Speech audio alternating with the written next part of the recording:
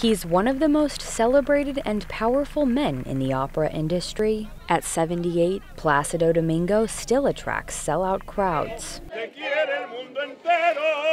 Domingo was part of the three tenors. He's had more performances than any other opera singer in history. Y el destino nos hace estar en salud vocal si vendré a celebrar los 50 años de mi debut en Madrid. But dozens of interviews with the Associated Press reveal a troubling side to Domingo. 9 accusers say he tried to pressure them into sexual relationships, sometimes punishing those who refused his advances. It is a well-known secret that it happens quite often.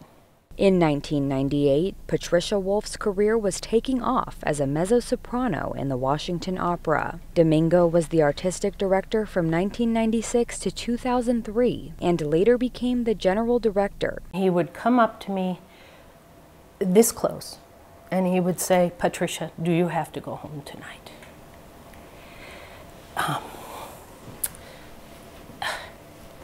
And it was arresting.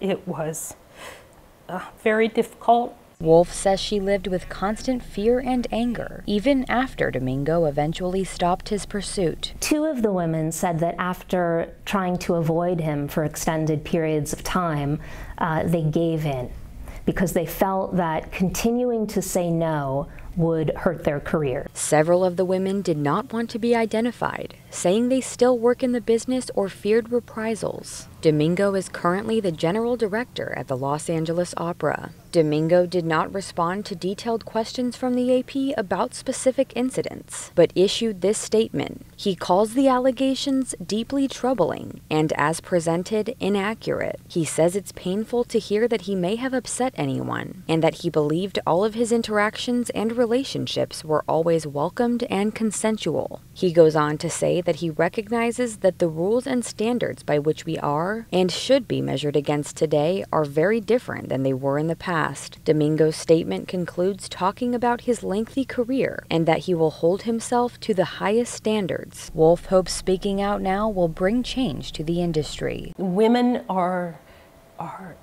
treated as objects way too often, and it should stop. A small chorus of voices going up against opera's most prominent figure. Krista Fourier, Associated Press.